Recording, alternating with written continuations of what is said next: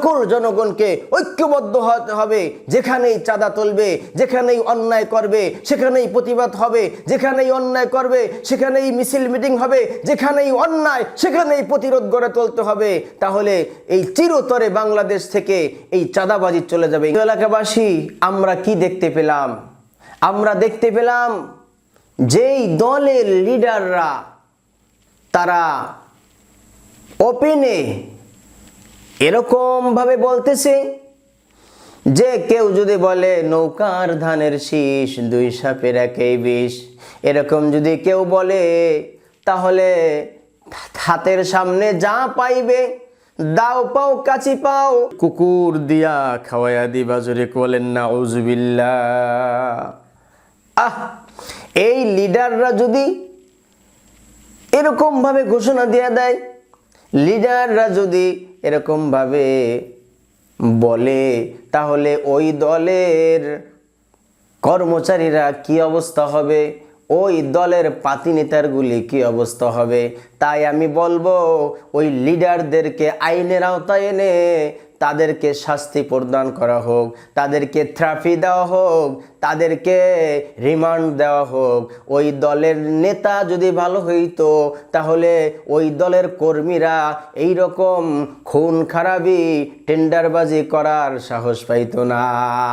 তাই আমি বাংলার সকল মুসলিম তাওহীদি জনতা সহ প্রত্যেকটা দল মত নির্বিশেষে আমি সর্বস্তরের জনগণকে বলবো, দেখেন যেই দলের লিডাররা এরকমভাবে ওপেনে অর্ডার দিয়ে দেয় যে নৌকার ধানের শীষ দুই সাপের একই বিষ, এই কথা যে বলবে তোমাদের হাতের কাছে যা পাও দাও কাছি চাক্কু তাদের কুকুর দিয়ে খাওয়াই দিবা, নাউজুবিল্লাহ।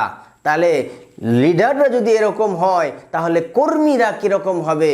এই জন্য আপনারা যারা বিএনপি করেন, আপনারা যারা ওলামা দল করেন, তাদেরকে আমি উদারত আহ্বান জানাবো, এই সমস্ত জঙ্গি সংগঠন, এই সমস্ত স্বৈরাচারী দুর্নীতিবাজ টেন্ডারবাজি, এই সমস্ত এই বাংলার জমিনে যারা দ্বিতীয়বার আবার সেই স্বৈরাচারী শাসন কায়েম করতে চায়, তারা ক্ষমতায় না গিয়ে তারা চাঁদাবাজি করতে গিয়ে চাঁদা না পেয়ে মানুষদেরকে প্রতিনিহিত খুন করা তাদের নিত্যদিনের অভ্যাস হয়ে গেছে, তাদেরকে আপনারা প্রতিহত করুন। আমি সমস্ত বাংলার জনগণকে বলবো, আমরা সবাই যদি রুখে দাঁড়াইতে পারি, অন্যায়ের বিরুদ্ধে যদি আমরা প্রতিবাদ করতে পারি, তাহলে ওই জালেমদের কবর রচনা হয়ে যাবে, কবর রচিত হয়ে যাবে এবং জালেমরা আর জুলুম করার সাহস পাবে না।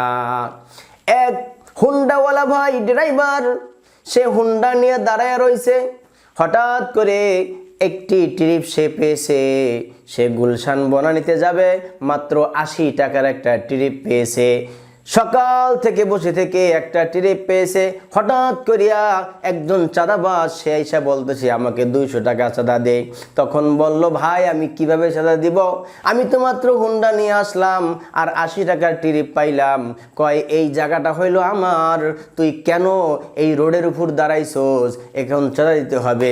যখন চাঁদা দিতে স্বীকৃতি দিল না, চাঁদা দিতে চাইলো না, তখন ওই হুন্ডাওয়ালাকে কয়েকটি চর থাপ্পড় মারলো।